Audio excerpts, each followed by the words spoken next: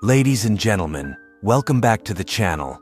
Today we are going to explain a beautiful movie starring the one and only Kate Winslet, Joaquin Phoenix's priest, and extremely beautiful girl Rebecca Palmer. The movie is based on Napoleonic era, so without wasting time, let's begin. The film opens with Marquis de Sade, a renowned writer known for his provocative tales. Despite their popularity, people read his works in secrecy. Set in Paris in 1794, the authorities harshly oppose such literature and free-thinking individuals. A woman faces punishment for her independent actions and relationships. She lived freely, and Marquis observed her punishment.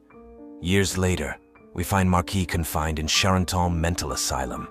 Imprisoned for his writings, the intent was to prevent him from continuing his controversial works.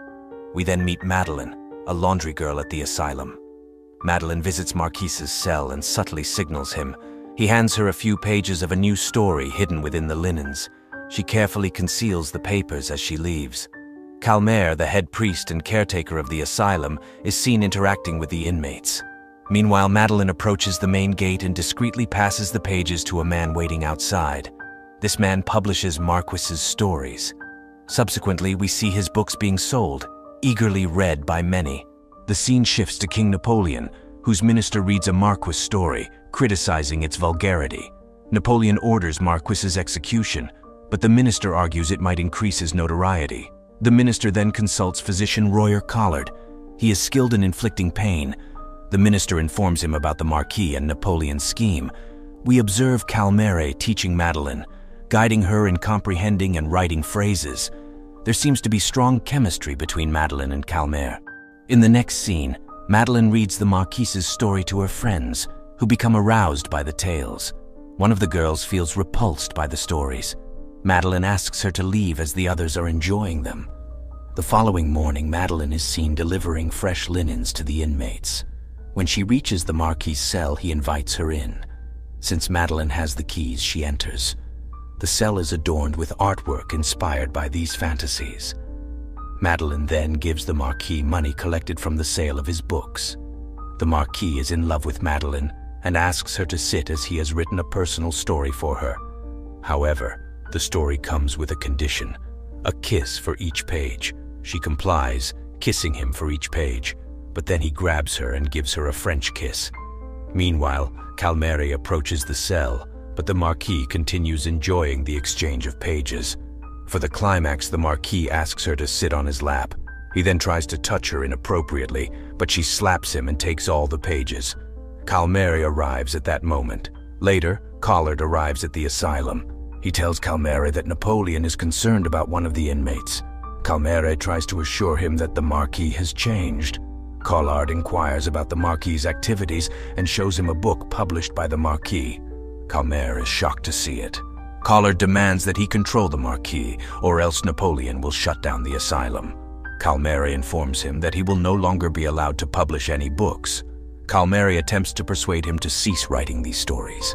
The Marquis agrees, which pleases Collard. Next, Collard visits an orphanage and offers to adopt a beautiful girl. She happily goes home with him, but at night, he tears her clothes and abuses her violently. We see a thirst for revenge in her eyes. Later, two boys recount the Marquis's story to the girl. She becomes very excited and urges them not to stop. The following evening, Dr. Collard and others visit an asylum to watch a performance by the inmates. The Marquis has prepared a play that reenacts the abuse suffered by the orphaned girl at the hands of Collard. This enrages Collard, causing him to leave the show in anger. Coulmier then goes to the Marquis's cell and confiscates all his writing materials, intending to make him stop writing. The Marquis is deeply upset and feels empty without his quills and ink. His wife visits Collard, demanding that he either cure the Marquis or punish him severely. The Marquis devises a plan. He uses chicken bones and red wine to write on his bedsheet. Madeline copies the story onto paper and smuggles it outside. Dr. Collard grows suspicious and instructs Coulmier to monitor the Marquis closely. Coulmier removes everything from the Marquis' cell, including his chair. Meanwhile, Dr. Collard's wife is seen at the market, purchasing one of the Marquis' books, revealing that she is a fan who regularly reads his stories. Marquis shatters a mirror and uses his blood to write stories on his clothes. He asks Madeline to open the door. She enters, sees his work, and becomes happy, kissing him. Later, he joins the other inmates in the dining room. Collard orders his men to beat him and lock him in his cell.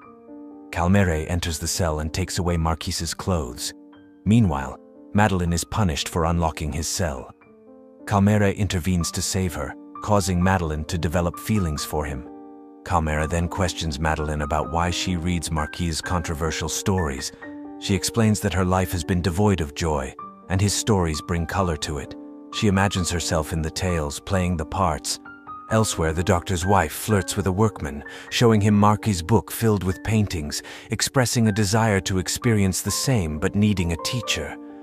At midnight, Madeline, addicted to Marquis's stories, becomes anxious. She sneaks into Calmere's room. Though he is a priest and has suppressed desires, she challenges him, kissing him. He momentarily loses control and kisses her back before pushing her away, citing his devotion to God.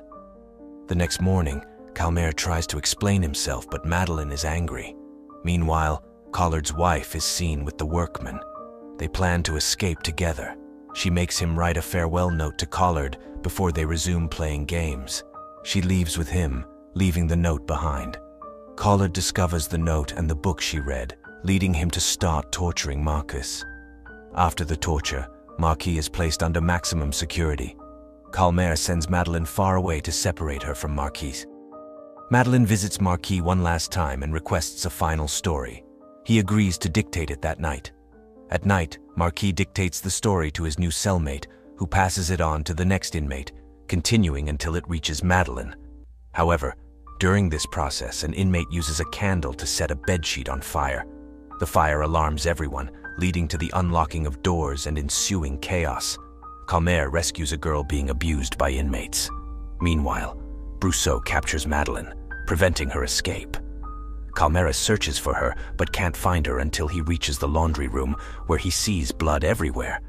He discovers that Brousseau has brutally killed Madeline and drowned her body. In response, Collard and Calmere cut out Marquis's tongue to prevent him from telling any more tales. Calmere approaches Madeline's lifeless body and removes her dress. He hallucinates that she is still alive and begins to play games with her. A statue of Christ weeps tears of blood, snapping him out of his hallucination. Later, he visits Marquis's cell, where the walls are covered with the Marquis's writings. Calmere prays for him as Marquis takes his final breath. Months pass, and Dr. Collard is now in charge of the asylum. A new caretaker arrives, and under Collard's strict training, the inmates work mechanically, printing books for his profit. Collard shows the caretaker the inmates who are still confined, including Calmere, who desperately begs for quills and paper. Madeline's mother provides Calmere with the writing materials, and he begins to write in her honor. This movie ends at a sad note. So friends, that's all in today's video. If you like this video, please hit the like button, and don't forget to subscribe to my channel. I will meet you in the next video. Till then, peace out.